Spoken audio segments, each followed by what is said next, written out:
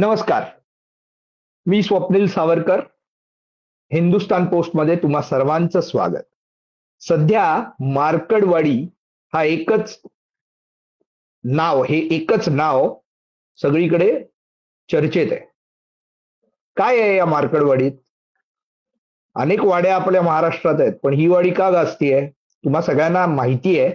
तरी पण प्रत्यक्ष त्या गावात काय चाललंय याचा आढावा आमचे राजकीय विश्लेषक डॉक्टर उदय निरगुडकर यांनी प्रत्यक्ष घेतलेला आहे. अगदी जिल्हाधिकाऱ्यापासून ते गावकऱ्यापर्यंत सर्वांशी संवाद साधून तिथली प्रत्यक्ष परिस्थिती आज तुमच्या समोर आम्ही हिंदुस्तान पोस्ट मार्फत आणणार आहोत. काय चाललंय नक्की ह्याचा तर घेऊयाच, पण या मागचं राजकारण काय? ईव्हीएम ला विरोध करण्याकरता मार्कडवाडी सारख्या एका साध्या छोट्याशा गावाला शाहीनबाग बनवण्याचा प्रकार सुरू झालाय का? याचा आढावा घेऊयात आजच्या शो मध्ये डॉक्टर उदय निरगुडकर यांच्यासोबत. उदयजी, तुमचं स्वागत. नमस्कार. मी इंट्रोडक्शन देताना जी ओळख सांगितली, तुमचा जो काय गेल्या काही दिवसातला प्रवास आहे आणि त्या मार्कडवाडीशी तुमचा जो संवाद झालाय तो लोकांपुढे यावा म्हणून हा शो आपण खास करतोय. थोडक्यात आम्हाला सांगा, या मार्कडवाडीचा इतिहास पण सांगा आणि ही मार्कडवाडी नक्की आली कशी प्रकाशात? मग मार्कडवाडी कुठे आहे ते मी तुम्हाला सांगतो. मार्कडवाडी आहे ही माळशिरस विधानसभा मतदारसंघात येते आणि ज्याला बारामती आणि माळशिरस हे दोन जे तालुके आहेत त्यांच्या बॉर्डरला हे गाव आहे. नातेपुतेपासून साधारणतः 10 किलोमीटरवर आहे. लोकसभेच्या निवडणुकांच्या वेळी आणि नंतर विधानसभेला सुद्धा 100% मतदान या अभियानाकरता जो महाराष्ट्रभर मी प्रवास केला त्यात नातेपुतेला मी एक सभा घेतलेली होती. त्या नातेपुतेपासून काही अंतरावर आहे आणि त्या गावातली बरीच लोक त्या सभेला देखील आलेली होती. त्या गावाची माहिती मला पूर्णपणे अशा करता, कारण त्या गावावरनं आम्ही 2दा गेलो आणि त्याची लोकवस्ती अतिशय सर्वसाधारण. कुठलंही एखादं ज्याला आपण ऍव्हरेज खेडं म्हणून महाराष्ट्रामध्ये जी 27-28 हजार खेडी आहेत किंवा 6,27,000 खेडी जी देशामध्ये आहेत, तसंच हे अतिशय छोटं खेडं आहे. किंबहुना छोटं खेडं असं याला म्हणता येईल, मोठं खेडं पण म्हणता येणार नाही, कारण याचं जी लोकसंख्या आहे ती मी तुम्हाला एक्झॅक्ट आकडा सांगतो. तो आकडा 3,000चा आहे. या 3,000च्या लोकसंख्येमध्ये 2,476 मतदार आहेत. आता लगेच तुम्ही विचारणार की मग या मतदारांचं बायफर्केशन काय आहे, जातनी आहे, काय आहे, स्त्री पुरुष किती आहेत वगैरे, हे सगळं तुम्हाला मी देतो. यात 80% हे धनगर समाजाचे आहेत आणि त्यांची साधारणतः 550 ते 600 घरं आहेत. 7 ते 8% दलित आहेत आणि मग इतर मराठा अमुक तमुक ही जी सगळी मंडळी आहेत, ही मंडळी इतर याच्यामध्ये उरलेल्या ज्या संख्या येईल त्याच्यामध्ये ती येत आहेत. 2,476 पैकी तिकडे 1,294 पुरुष मतदार आहेत आणि 1,182 एवढ्या महिला आहेत. हा त्यांचा आतापर्यंतचा एकूण प्रमाणात जे पॉलिटिकल डेमोग्राफिक हिस्ट्री ज्याला आपण म्हणू ती आहे.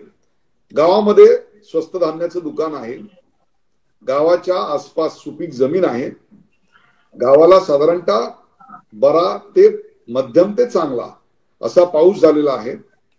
गावामध्ये पाण्याची स्वतःची अशी व्यवस्था आहे. त्यामुळे गाव सधन म्हणणार नाही मी, पण एक प्रकारे काम करून हातावर पोट घेऊन जगणारं हे गाव आहे. हे त्याचं काय म्हणू आपण ज्याला प्रोफेशनल प्रोफायलिंग म्हणू, ते प्रोफेशनल प्रोफायलिंग म्हणजे पॉलिटिकल प्रोफायलिंग झालं, प्रोफेशनल प्रोफायलिंग झालं, डेमोग्राफिक प्रोफायलिंग झालं आणि जिओग्राफिक प्रोफायलिंग झालं की हे असं एक प्रकारे ठिपकं असलेलं, इंग्रजीत त्याला शब्द आहे इनसिग्निफिकंट, लक्षात राहील न राहील असे गाव, असं याचं वर्णन आतापर्यंत करता येईल असं आहे. बरोबर. मला एक सांगा निरगुडकर सर, मला एक सांगा की हा जो काही ईव्हीएम विरोधी आवाज उठला तो या गावातून उठला, तर अनेकांनी ज्या क्षणी ज्या निकालाच्या दिवशी 23 डिसेंबरला चित्र स्पष्ट झालं की बहुमत, ते पण प्रचंड बहुमत, महाप्रचंड बहुमत महायुतीला मिळतंय हे जेव्हा दिसलं, तेव्हाच पहिल्यांदा संजय राऊत मग ह्या सगळ्या लोकांनी कुरबुरी सुरू केल्या की हा सगळा ईव्हीएमचा आहे, आणि आपण पण सर्वांनी म्हटलंच होतं की हे ईव्हीएमच्या विरोधात आता खापर फोडायला सुरुवात होती. पण हे गाव तोपर्यंत कुठेही चित्र नव्हतं. मग अचानक जानकर, उत्तमराव जानकर जे तिकडून निवडून आलेले आमदार आहेत, राष्ट्रवादी शरद पवार गटाचे, त्यांना या गावात जी काही मतं मिळाली त्या मतांवरून त्यांनी एक नवा सूर काढला की ही मतं मला कमी मिळाली. म्हणजे त्यांचे जे विरोधक आहेत, भाजपचे राम सातपुते, यांना जी मतं मिळाली, बघा लक्षात, मी मुद्दाम जरा लोकांना हे कळावं म्हणून अगदी ह्याने सांगतो की राम सातपुते हरलेले आहेत, ते जिंकलेले नाहीत. पण उत्तमराव जानकरांनी स्वतःची आमदारकीपणाला लावून मी राजीनामा देतो असा सगळा जो काही एक देखावा म्हणूया किंवा स्टंट म्हणूया, हा जो काही केलाय, हे सगळं कशा पद्धतीने घडलं, आणि खरोखरच या गावातले धनगर मतं जी आहेत ही सर्वच्या सर्व जानकरांकडे जातात का, असं काही यापूर्वीचा काही इतिहास आहे का या मतदान या गावचा? पुढच्या 2 मिनिटात मी हा तुम्हाला सगळा इतिहास देतो. सर्वप्रथम 1294 जे पुरुष मतदार आहेत त्यातल्या 988 पुरुषांनी यावेळी मतदान केलेलं आहे. त्याच वेळेला 1182 महिला आहेत, त्यातल्या तब्बल 917 महिलांनी मतदान केलंय. म्हणजे याचाच अर्थ महिलांचं मतदान हे पुरुषांपेक्षा टक्केवारीच्या भाषेत बोलायचं झालं तर नक्कीच अधिक आहे. आता या गावातून उत्तमराव जानकरांना तुतारीला 843 मतं मिळाली आणि राम सातपुते कमळ भारतीय जनता पक्ष जे विद्यमान आमदार आहेत त्यांना 1003 मतं मिळाली. म्हणजे याचा अर्थ उत्तमराव जानकरांना तिथे राम सातपुते यांच्यापेक्षा कमी मतं मिळाली. याचं एक प्राथमिक कारण, बाकीची सर्व कारणं, लाडकी बहीण, अमुक तमुक, हिंदुत्वाची लाट, राष्ट्रीय स्वयंसेवक संघाने घेतलेल्या सगळ्या ग्राउंड पर्यंतच्या सभा बैठका, हे सगळं एका बाजूला ठेवा. या गावापुरतं जर बोलायचं झालं तर राम सातपुते यांनी या गावामध्ये जो विकासाचा निधी आणला आणि खर्च केला त्याचा आकडा जवळपास 21,89,00,000 इतका मोठा आहे. त्यामुळे त्यांनी केलेलं काम जे आहे ते पूर्णपणे लोकांच्या समोर आहे. त्यामुळे त्यांना मतदान यावेळी वाढणं हे अपेक्षित होतं आणि तोच धक्का उत्तमरावांना बसला. याचं कारण या पूर्णा तालुक्यामध्ये जी 94 गावं येतात त्या 94 गावापैकी 33 गावात राम सातपुते यांना मताधिक्य मिळालं आणि जे गाव कायम उत्तमरावांबरोबर होतं असं त्यांना वाटत होतं ते गाव राम सातपुते यांच्या बाजूने उभं राहिलं. उत्तमरावांबरोबर वाटत होतं हे अर्धसत्य आहे. याचं कारण हे गाव परंपरागतरित्या मोहिते पाटलांच्या विरोधात नेहमी मतदान करतं, हे त्याचं खरं विश्लेषण आहे. मी तुम्हाला उदाहरण देतो, म्हणजे हे नुसतं परसेप्शनच्या आधारे बोलत नाहीये. परसेप्शन हा एक भाग झाला, प्रत्यक्ष मतदानाची आकडेवारी काय सांगते मला सांगा. 2014 लोकसभा विजयसिंग मोहिते पाटील उभे होते, त्यांना 533 मतं आहेत आणि त्यांच्या विरुद्ध लोकसभेला उभे होते सदाभाऊ खोत, त्यांना त्यांच्यापेक्षा जास्त म्हणजे 664 मतं आहेत. तीच गोष्ट आहे 2014च्या विधानसभेची. लोकसभेनंतर लगेच विधानसभा झाली, त्याच्यामध्ये हनुमंत डोळस जे आहेत त्यांना 294 मतं आहेत आणि विजयसिंग मोहिते पाटलांना विरोध करणारे अनंत खंडागळे अपक्ष जे आहेत त्यांना 979 मतं आहेत. तुम्ही लक्षात घ्या. आपण 2019च्या लोकसभेकडे येऊया. लोकसभेला रणजित निंबाळकर हे भारतीय जनता पक्षाच्या कमळ तिकिटावर होते आणि संजय शिंदे हे राष्ट्रवादी शरद पवार, त्यावेळी काय पक्ष दुभंगलेला नव्हता, हे भारतीय जनता पक्षाबरोबर असल्यामुळे रणजित निंबाळकरांना 956 मतं पडली आणि संजय शिंदे यांना 395 मतं पडली. एक लक्षात ठेवा, ही जी मतं पडली ही मतं भारतीय जनता पक्षाला 2019 साली जे 1.5% मतदान महाराष्ट्रात वाढलेलं होतं, त्या वाढलेल्या असल्यामुळे जे वाढीव मतदान झालं ते संपूर्ण भाजपच्या परड्यात संपूर्ण महाराष्ट्र पडलं. त्याला हे गाव अपवाद नव्हतं, हे त्याचं विश्लेषण आहे.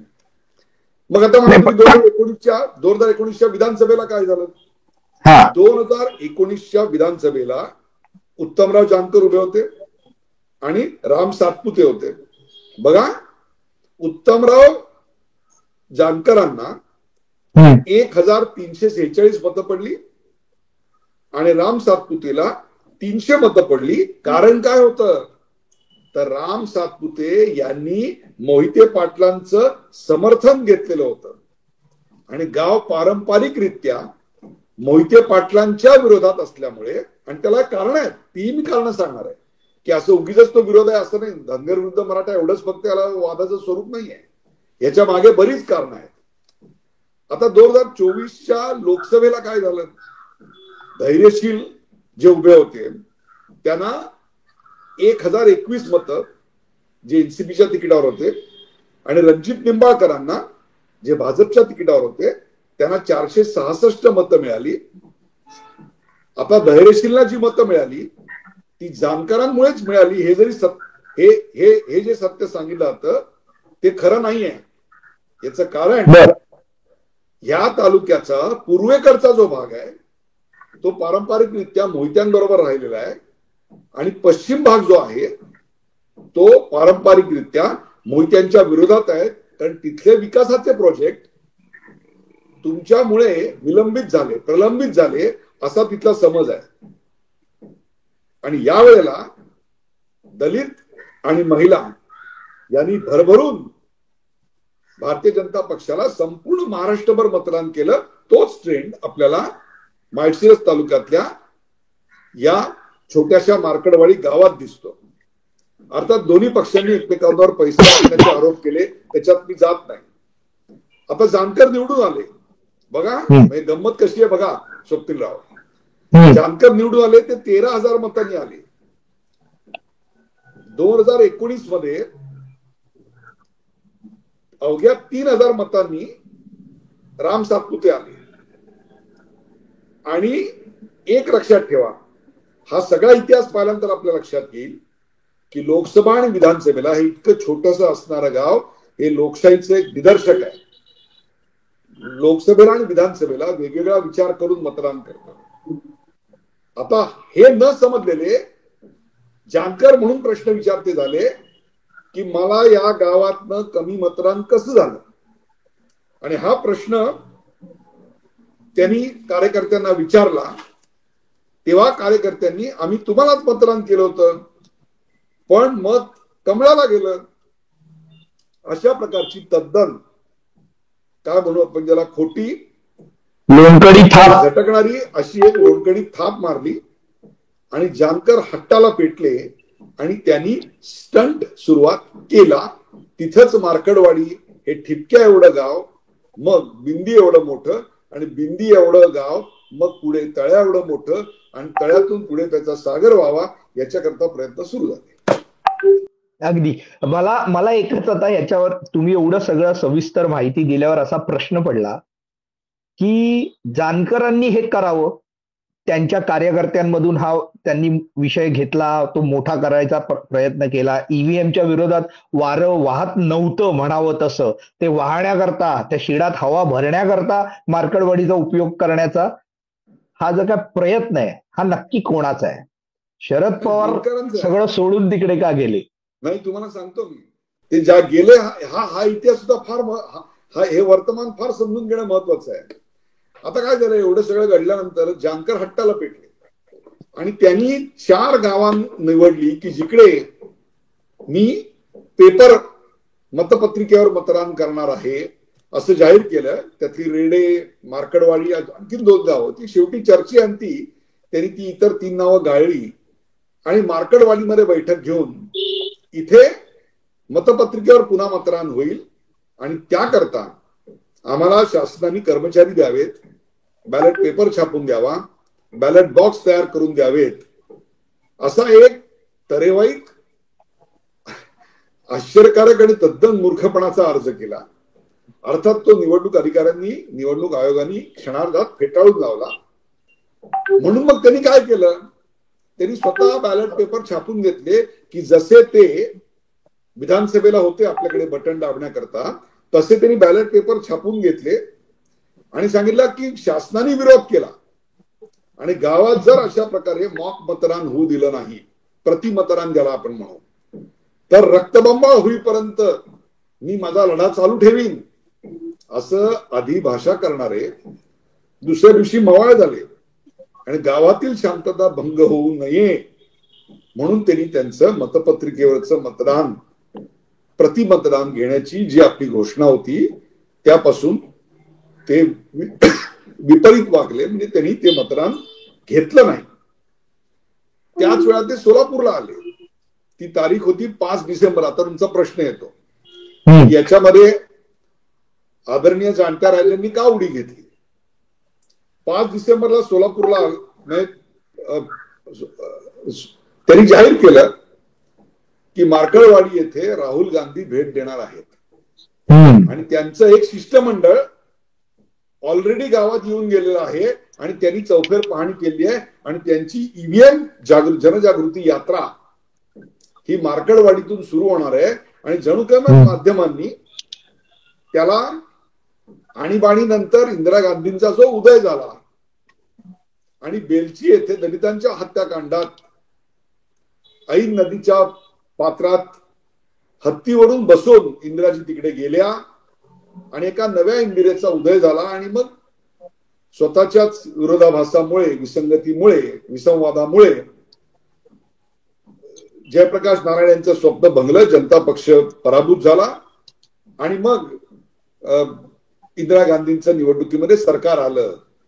मग माध्यमांनी लगेच मार्कडवाडी म्हणजे नवी बेलची असा एक काय धुराळा उडवायला सुरुवात झाली. मी स्वतः माहिती घेतली. अशा प्रकारे कोणतंही शिष्टमंडळ राहुल गांधी यांच्याकडून त्या गावामध्ये आल्याचं तिथल्या कुठल्याही गावकऱ्यांनी सांगितलेलं नाही. राहुल गांधी येणार असं जाहीर झाल्यानंतर मात्र उद्या जर ते खरंच आले आणि इथे जर बेलची होत असेल तर त्यात आपला सहभाग असावा असं आदरणीयांना वाटणं स्वाभाविक आहे. त्यामुळे आदरणीय त्या गावात स्वतःच चॉपर घेऊन पोचले आणि त्यावेळेस त्यांनी सांगितलं की माढ्यामध्ये मी उभा असताना कधी या गावात मी प्रचाराला आलो नाही. आज या निमित्ताने मी या गावात आलो असं त्यांनी विधान केलं. आणि हे गाव एकदम जे तळ्या एवढं होतं त्या समुद्रा एवढं होण्याचा त्याचा प्रवास सुरू झाला आणि एक महाराष्ट्राने मार्कडवाडीचं नाव जाऊन ते महाराष्ट्राच्या एका एंटरटेनमेंट चॅनलवर थुकरटवाडी नावाचं गाव आहे माहितीये, त्याची थुकरटवाडी व्हायला आणि पिपली लाईव्ह व्हायला सुरुवात झाली. आणि मार्कडवाडी म्हणजे जणू काही दीपस्तंभ की ज्याचा उल्लेख आपल्या संविधानात करायचा राहून गेलाय बाबासाहेबांकडनं, अशा प्रकारचं सगळं वातावरण लेखणी पर्जत आपल्याकडे केलं गेलं. मला इकडे एक छोटासा प्रश्न आला मनात. पवारांनी तिकडे जाऊन एक भाषण केलं. त्या भाषणात त्यांना ठराव करा, ग्रामस्थांनी ठराव करावा असे मार्ग दाखवले. पवार असे मार्ग दाखवण्यात एक्सपर्ट आहेत. त्यांच्या आत्मचरित्रातून आपण वाचलंच आहे. अनेक किस्से आहेत लोकांना मार्गदर्शन करून नको त्या गोष्टी सुचवण्यामध्ये. तर या ठरावांचं नक्की पुढे काय होणार हा एक प्रश्न. आणि दुसरं म्हणजे गावकऱ्यांचं तुम्ही म्हणालात. मला खरोखर सांगा, तुम्ही पण तिकडे जाऊन आलेला आहात. सगळे गावकरी आता काही गावकऱ्यांची मतं पुढे यायला लागली आहेत. थेट समोरून लोक बोलायला लागली आहेत की आम्ही अगदी आपण म्हणतो मतदान गुप्त असतं, पण लोक जाहीरपणे म्हणायला लागले की आम्ही रामसुख सातपुतेंना मतदान केलंय, आम्ही बॅलेटलाही तयार आहोत. हा सगळा नक्की काय प्रकार आहे? आता जी सभा झाली त्या सभेमध्ये प्रत्यक्ष मार्कडवाडी गावातील किती लोक होती आणि त्या गावाच्या बाहेरून तालुक्याच्या जागेवरनं किती लोक आलेली होती याचाही हिशोब मांडला पाहिजे. जसं बदलापूरच्या आंदोलनामध्ये बाहेरून माणसं आलेली होती आणि ते ट्रक हायवेवर उभे होते असं नंतर लक्षात आलं आणि तासाभरात सर्व फ्लेक्सची दुकानं बंद असताना तत्कालीन गृहमंत्री देवेंद्र फडणवीस यांनी राजीनामा दिला पाहिजे, देवेंद्र हटाव, अशा प्रकारचे फ्लेक्स तिकडे काही क्षणात आपल्याला दिसायला लागले. हे सगळं जे प्रकरण आहे, हे सगळं प्रकरण मला इकडे सुद्धा तसंच जाणवलं की इकडे आलेली मंडळी आणि त्यांची आधार कार्ड तपासून घ्या अशी गावकऱ्यांनी मागणी केली. मुळातच तुम्ही म्हणलात ते अगदी बरोबर आहे, मतदानाची प्रक्रिया ही गुप्त असते. त्यामुळे तुम्ही कोणाला मतदान केलेलं आहे हे उघड करायची सक्ती तुमच्यावर करता येत नाही. तिकडे जमावबंदी असताना त्या जमावावर जमावबंदीचे गुन्हे दाखल करण्यात आले. पण खरं तर अशा प्रकारे मत व्यक्त करायला भाग पाडलं जात आहे, हाच एक मोठा गुन्हा नाही का याचा देखील विचार केला पाहिजे. आणि मी जिल्हाधिकाऱ्यांच्या भूमिकेचं कौतुक करीन की त्यांनी कोणत्याही एवढं मोठं नाव असताना दबावाला बळी न पडता त्यांनी स्पष्टपणे सांगितलं की अशा प्रकारे मतदान घेता येत नाही. आम्ही सर्व प्रक्रिया तंतोतंत पाळून इलेक्ट्रॉनिक वोटिंग मशीनवर मतदान घेतलेलं आहे. त्यावेळी सर्व गोष्टी सर्वांना दाखवून केलेल्या आहेत. त्यामुळे ईव्हीएम बद्दलची जर तक्रार असेल तर ती तुम्ही निवडणूक आयोगाकडे किंवा सुप्रीम कोर्टाकडे करू शकता. परंतु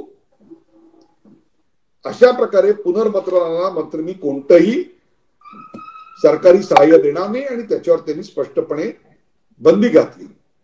आता उद्या त्या ठिकाणी गोपीचंद पडळकर जे आपल्या शरद पवार प्रेमासाठी प्रसिद्ध आहेत आणि त्यांच्या तिखट भाष्यकर्ता सुद्धा उपहासपूर्ण तिखट भाष्यकर्ता प्रसिद्ध आहेत, ते तिकडे जाणार आहेत. तेही तिकडे सभा घेणार आहेत. त्यांच्या सभेला किती गर्दी होते, त्यांच्या सभेला गावातले किती असतात, बाहेरचे किती असतात, हे देखील बघावं लागलेलं आहे. पण ज्या दिवशी मतदान झालं त्या दिवशी आणि ज्या दिवशी काउंटिंग झालं त्या दिवशी एकही राज्यस्तरीय सोडा, जिल्हास्तरीय सोडा, तालुकास्तरीय सोडा, ज्याला आपण स्टिंजर म्हणतो असा स्टिंजर सुद्धा मार्कडवाडीत आलेला नव्हता. आणि आता मात्र मार्कडवाडी ही जणू लोकशाहीच्या उगमाचं स्थान आहे अशा प्रकारे लोक यायला लागलेली आहेत. मला कमी सांगेन मला मला मला ते तुम्ही म्हणालात तसं त्या पिपली लाईव्ह चित्रपटानुसार हे सगळं सुरू झालं, अगदी पटण्यासारखं आहे. पण मला एक सांगा सर, शेवटचा प्रश्न, म्हणजे मी फार आता तुम्हाला त्याच्यात हे करत नाही, पण या सगळ्या प्रकारात आता दोन्ही उमेदवार, जो हरलाय तो पण आणि जिंकलाय तो तर बलिदानाच्याच गोष्टी करतायत. आपली आमदारकी सोडायची सोडून पुन्हा बॅलेट मतदान, म्हणजे जुन्या पारंपरिक कागदात ठप्पा मारून आम्हाला मतदान करायला द्या हे सांगायला आणि मतदान करायला तयार झालेले आहेत आणि आवाहन करतायत की निवडणूक आयोगाने हे करून दाखवावं. या सगळ्या प्रक्रियेतून काय नक्की साध्य होणार आहे? आपण आधुनिकतेचा पुरस्कार करायचा की मागास? एका बाजूला तुम्ही हिंदुत्वाला मागासलेलं म्हणता, आपण आयुर्वेदाच्या गोष्टी करतो तर म्हणता तुम्ही मागासलेल्या गोष्टी करता. कोणी पुष्पक विमानाचा उल्लेख केला त्याला तुम्ही मागास, म्हणजे आपण पुरातन काळात चाललो म्हणून टीका करता. आणि आता तुम्ही काय करताय, तुम्ही पुन्हा चिठ्ठ्यांवर जायला सांगताय. बरं, हे समजा केलं सर, असं धरून चला, हे केलं आणि समजा निकाल बदलला तर काय? पहिली गोष्ट, अशा प्रकारे कोणाला वाटलं म्हणून मतदानाची प्रक्रिया बदलता येत नाही आणि पुनर्मतदान घेता येत नाही.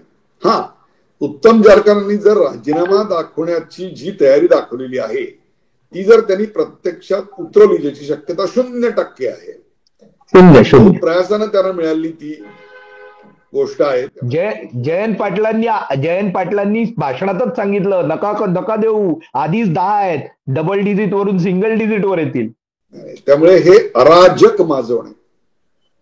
कारण महाराष्ट्राचा मणिपूर होईल, भारताचा बांगलादेश होईल, बदलापूरचं उद्रेकपूर, हे सगळं काय आहे? छोट्या छोट्या गोष्टीवरून देशामध्ये निरर्थक मुद्द्यावरून अराजक माजवायचं आणि त्या अराजकातून सतत एक जनक्षोभ निर्माण करायचा. आपल्याकडच्या ज्या चांगल्या गोष्टी आहेत त्याच्याविषयी संशय निर्माण करायचा. मग आपल्याकडे चांगलं काय आहे तर इंग्लंड आणि इतर अमेरिका या सगळ्या ठिकाणी फेल गेलेली सिस्टीम. आपल्याकडे त्याच्यापेक्षा कित्येक कमी किमतीत आमच्या शास्त्रज्ञांनी अत्यंत उत्तम असं ईव्हीएम शोधून काढलं. त्या ईव्हीएमला आम्ही आता एक संशयाच्या भोवऱ्यात अडकवणार आणि मग या देशातलं संशोधन, या देशातलं तंत्रज्ञान याविषयी लोकांच्या मनामध्ये आकस निर्माण करणार. असंच टेस्टिंग किटच्या बाबतीत केलेलं होतं, असं लसीच्या बाबतीत केलेलं होतं. ही लस हिंदू आहे, ही घेऊ नये कोण म्हणलं होतं? किंवा दुसरं म्हणजे ही लस नपुंसक बनवते असं देखील विधान केलेलं होतं. हा सगळा आमच्या शास्त्रज्ञांचा अपमान आहे, डेमोक्रॅटिक प्रोसेसचा अपमान आहे. लोकशाहीचा फसलेला प्रयोग जो पाकिस्तानमध्ये फसला, अफगाणिस्तानमध्ये फसला, म्यानमारमध्ये फसला, नेपाळमध्ये फसला, खाली श्रीलंकेमध्ये फसला, या सगळ्या ठिकाणी फसलेला प्रयोग भारतात, जपानमध्ये सुद्धा काही काळ लष्करशाही होती. इकडे इतक्या विसंगती विविधते सकट इकडे गेली 75 वर्ष सुखनेव सुरू आहे. त्याच्यात सुरुंग लावायचा हा सगळा जॉर्ज सोरोसच्या एका मोठ्या कटाचा भाग आहे. आणि मार्कडवाडी हे त्याचं एक छोटं सुरुंग आहे की त्या सुरुंगामुळे काही वाद पेटते का, जनक्षोभ उसळतो का, हे सगळं बघायचा हा एक. एखाद्या गाडीमध्ये आपण पूर्वीच्या काळी जेव्हा टीव्हीएस 50 वगैरे चालवायचो तेव्हा पेट्रोल किती आहे बघण्याकरता आपण एखादी गाडी किंवा पट्टी घालून बघायचो. आता सुद्धा आपण ऑइल किती आहे गाडीत बघायला आत घालून बघतो. तसं डीप स्टिक, एका डीप स्टेटच्या तयारीची ही डीप स्टिक आहे. somebody wants to destabilize the nation आणि त्याची ही सुरुवात आहे. ही लोकशाहीची नांदी नाहीये, हे लोकशाहीच्या युद्धाची सुरुवात नाहीये, तर ही अराजकतेच्या युद्धाची सुरुवात आहे. म्हणून याचा कळवून निषेध व्हायला हवा. अगदी खूप खूप धन्यवाद सर. अत्यंत महत्वाचा आणि गंभीरपणे या विषयावर अत्यंत गंभीरपणे विचार करायला हवा आणि सरकारने, नवनिर्वाचित सरकारने या संपूर्ण प्रकरणाची योग्य ती दखल घेऊन नुसतंच मार्कडवाडी नाही तर मार्कडवाडीच्या मागे ही जी काही टूलकिट जे काही ऑपरेट होत आहेत, जी काही लोक आहेत, या सगळ्यांपर्यंत पोहोचून यांच्यावर कठोर कारवाई करणं फार गरजेचं आहे.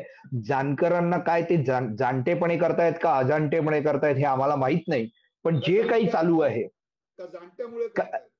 का जाणत्या राजामुळे करतायत हे आता खरोखर शोधून काढून यावर योग्य ती कारवाई व्हायला हवी. लोकशाहीची चेष्टा करणं बंद करा. ईव्हीएम चांगली आहेत वाईट आहेत या वादात आता खरं तर पडण्याची गरज नाही. सर्वोच्च न्यायालयात हे प्रकरण झालेलं आहे, वारंवार सिद्ध झालेलं आहे की ईव्हीएम व्यवस्थित आहेत. परदेशातून काही अनेक देश आता आपल्याला फॉलो करतायत. सर मला आठवतं त्यानुसार युपीआय वर पण अशीच टीका झाली होती. स्वतः चिदंबरम यांनी त्याची मस्करी केली होती लोकसभेत उभं राहून. आज तेच युपीआय जगभरात आदर्श झालंय. भारतात आपण आपल्याकडे साधा भाजीवाला असेल, साधा पानटपरीवाला असेल, साधा आईस्क्रीमवाला असेल, कुल्फीवाला असेल, तो सुद्धा युपीआय वापरतोय. आज त्या युपीआयची थट्टा करणारी लोक त्यांचं पुढचं पाऊल आज आता ईव्हीएमची थट्टा करतायत, ईव्हीएमच्या विरोधात करतायत. माझं सर्वांना नम्र आवाहन आहे सर, तुम्ही सांगितलेली प्रत्येक गोष्ट ही अत्यंत गंभीरपणे विचार करायला लावणारी आहे आणि मला खात्री आहे की सरकार याची गंभीरपणे दखल घेईल तुमच्या या सगळ्या सांगण्याची. आणि डीप स्टेट हा जो काही उल्लेख तुम्ही केलेला आहे या टूल किटचा खरोखरच आता शोध घेऊन त्याच्या मुळाशी जाण्याची गरज आहे. माझं सर्वांना आवाहन आहे आणि मतदारांनो आणि प्रेक्षको, तुम्ही आवर्जून यावर तुम्ही सुद्धा व्यक्त व्हा. या आपल्या कमेंट बॉक्समध्ये कमेंट करा, लाईक करा. चॅनलला सबस्क्राईब केलं नसेल तर आवर्जून करा आणि तुमची ही मतं तिकडे मांडा. आम्ही प्रयत्न करू की ही तुमची मतं ही सरकार पुढे पाठवायचा आमचा पूर्ण प्रयत्न राहील. आज इथेच थांबतो. पुन्हा नवा विषय घेऊन भेटूच. तोपर्यंत धन्यवाद.